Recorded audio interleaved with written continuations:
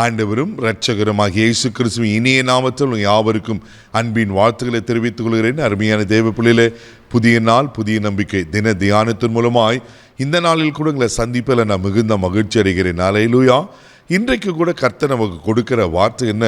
1 யோவான் புஸ்தகம் 5ஆம் அதிகாரம் 15வது வசனத்தை கூட வாசிக்க கேட்போம். நாம் எதை கேட்டாலும் அவர் நமக்கு செவி கொடுக்கிறார் என்று நாம் அறிந்திருந்தோமானால் அவரிடத்தில் நாம் கேட்டவர்களை பெற்றுக்கொண்டோம் என்று அறிந்திருக்கிறோம். தேவ பிள்ளைகளே, நீங்களும் நானும் சரியாய் அறிந்து கொள்ள வேண்டிய ஒரு காரியம் என்னவென்றா, நான் கேட்டேன்னா என் அப்பா எனக்கு கொடுப்பாரு.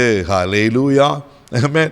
எவ்வளோ நல்ல தகப்பன்ல தேவ பிள்ளைல. சின்ன பிள்ளைங்க நம்ம வீடுகளில், டாடி எனக்கு இது வாங்கி கொடுங்க, பென்சில் வாங்கி கொடுங்க, டாடி எனக்கு சாக்லேட் வாங்கி கொடுங்க அப்படின்னு கேட்கும்போது தகப்பன் என்ன பண்ணுறாங்க, கேட்குற அந்த டோன்லேயே, அங்கே கேட்குற விதத்திலேயே பார்த்து மனம் உருகிடுவார்.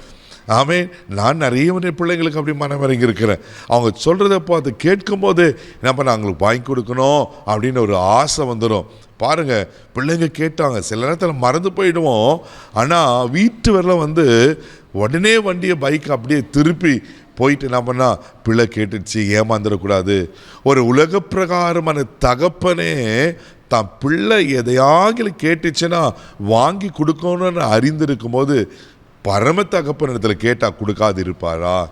இதை அப்போஸ்தலன் யோவான் நன்கு அறிந்திருந்தார். அதனால் அவர் சொல்றாரு, நாம் எதையாகிலும் கேட்டால் அவர் நமக்கு செவி கொடுக்கிறார் என்று நாம் அறிந்திருந்தோமானால், அதோடு நிறுத்தில்ல, அது பிறகு சொல்றாரு, அவரிடத்தில் நாம் கேட்டவைகளை பெற்றுக்கொண்டோம் என்று அறிந்திருக்கிறோம். ஆமே, பியூட்டிஃபுல்லாக இருக்கு பாருங்க.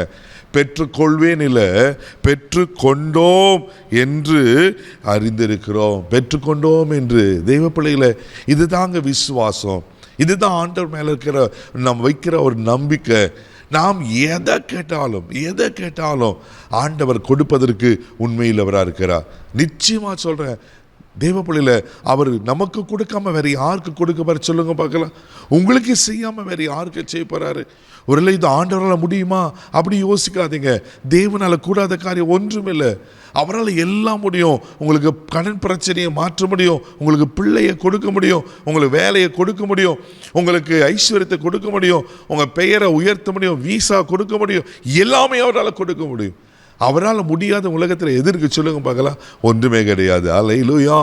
ஆமென். அதே 1 யோவான் புஸ்தகம் 5ஆம் அதிகாரம் 14வது வசனம் முந்தின வசனத்தை கூட வாசிக்கும் போது அழகாங்க யோவான் எழுதுகிறார். வாசிக்க கேட்போம்.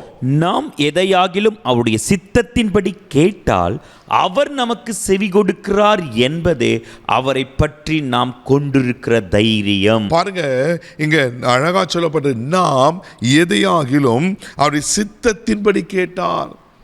யோவான் நீங்க நன்கு அறிந்திருந்தனால அவர் இன்னொரு முக்கியமான காரியத்தை சொல்றாரு. நாம் கேட்ட ஆண்டவர் கொடுப்பாரு. ஆனா எப்படி கேட்கணுமா? அவருடைய சித்தத்தின்படி கேட்டால். அல்லேலூயா. தெய்வ பிள்ளைகளே, அப்படி சித்தத்தின்படி கேட்டால் நமக்கு செவி கொடுக்கிறார் என்பதை நான் பற்றி கொண்டிருக்கிற தைரியம். அதுதாங்க எனக்கு ஒரு தைரியம். நான் கேட்டேன், என் அப்பா கொடுப்பாரு. நான் எப்படி கேட்கணும்?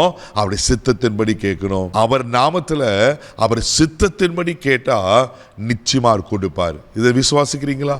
இன்றைக்கு கேளுங்க. இன்றைக்கு ஆண்டவர் இந்த தீர்க்கதரிசன வார்த்தையை கொடுத்திருப்பாருன்னா நிச்சயமாக வாழ்க்கையில் செய்வார். ஐயோ, இந்த பண்டிகை காலங்களில் பணம் இல்லையே, ஐயோ பிள்ளைங்களுக்கு துணி எடுக்கணுமே, ஒருவேளை இவ்வளோ பெரிய கமிட்மெண்ட்ஸ் இருக்கு, நான் இவ்வளோ பொருத்தனை பண்ணியிருக்கிறேன், என்ன காரியத்தில் கலங்கியிருக்கிறீங்க தேவப்பிள்ளையில்? நீங்கள் சித்தத்தின்படி ஆமேன் நாமத்தில் கேளுங்க. நிச்சயமாக கர்த்தர் கொடுத்து உங்களை ஆசீர்வதிக்க உண்மையில் தேவனாக இருக்கிறார். அல்லேலூயா. கண்களை மூடி நம்ம ஜெபிக்கலாம். தகப்பனே, உமக்கு நன்றி சொல்லி உமை துதிக்கிறோம், உமை ஸ்தோத்திரிக்கிறேன்ப்பா. ஆண்டவரே, உமக்கு ஸ்தோத்திரம். நான் எதை கேட்டாலும் அதை எங்களுக்கு தருகிற தகப்பன் நீர் ஆண்டவரே. அப்பா, உங்களுக்கு எதை கொடுக்கணும் எதை கொடுக்கூடாது தெரியும் ஆண்டவரே. ஆண்டவரே, வாஞ்சைகளை விருப்பங்களை உண்டு பண்ணுகிற நீர் தான்ப்பா.